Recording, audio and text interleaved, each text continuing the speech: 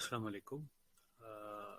میں یہ video blog کی ایک سیریز شروع کر رہا ہوں جس میں ہم ابھی کیٹو ڈائٹ کی بیسکس کور کر رہے ہیں، جو باڈی میں مختلف قسم کے استعمال ہیں، اس میں جو زیادہ جو انگریڈینٹس جن کے بارے میں ہم جانتے نہیں ہیں ان کو جاننے کے لیے اور اس کے بارے میں معلومات بہم پہنچانے کے لیے اس میں جو موٹی موٹی چیزیں ہیں میں آپ کو گنواتا جاؤں۔ کولیسٹرول آپ کو پتہ ہے بلڈ پریشر کے لیے بہت ضروری ہے، اس کے بارے میں بہت تفصیل سے معلومات دی گئی ہے۔ اس کے علاوہ ایک ویڈیو جو ہے وہ انسولین کے بارے میں ہے، اوبیسٹی جو کہ موٹاپا جس سے کوئی ایک بیماری کی شکل میں ہے اس کے بارے میں ہے۔ اس کے علاوہ کاربوہائیڈریٹس پہ تفصیلی بحث ہو چکی ہے، انسولین ریزسٹنس پہ بحث ہوگی۔ ابھی ہمیں دوسرا ایک اور مسئلہ کور کرنا ہے، جی آئی انڈیکس، اس کے بارے میں ہم تفصیل سے بتائیں گے۔ اس کے بعد آپ کو اتنی کچھ سمجھ آ چکی ہوگی کہ جب آپ کو کیٹو ڈائٹ کے بارے میں بتایا جائے گا تو بہت ایزی ہو جائے گا وہ آپ کے لیے۔ تو انشاءاللہ آپ اس کو دیکھیں، پسند کریں، اپنی رائے سے کمنٹس میں آگاہ کریں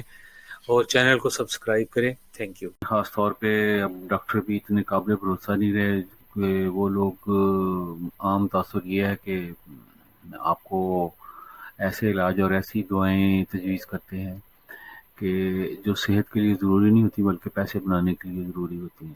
اور اب یہ معاملہ جو ہے وہ پاکستان سے نکل کے آگے تک چلا گیا، امریکہ کا جس کا بہت زبردست قسم کا اپنے آپ کو وہ پرائڈ کرتے ہیں کہ ہمارا سسٹم بہت زبردست ہے ہیلتھ کا،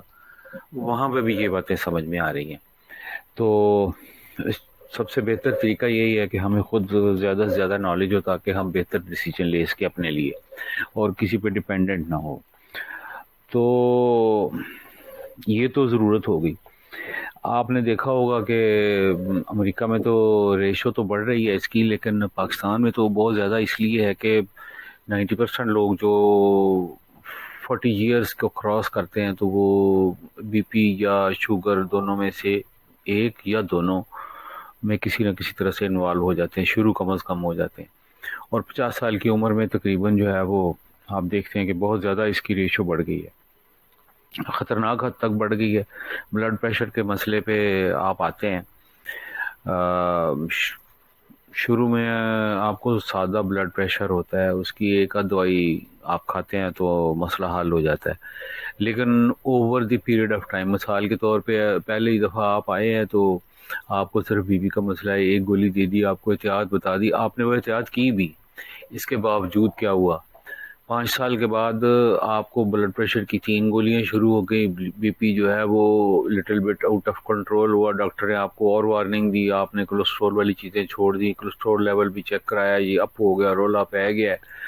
اگر آپ بہت زیادہ احتیاط کرنے والے ہیں، اگر نہیں احتیاط کرنے والے تو پھر آپ ویسے کھاتے پیتے رہتے ہیں، دوائیوں کی تعداد اور بڑھتی ہے۔ لیکن ڈیفینیٹلی 10 سال میں جس بندے نے احتیاط بھی کی ہو، دوائیاں بھی ساری کھائی ہوں، یعنی اپنے علاج بھی کیا، احتیاط بھی کی، اس کے باوجود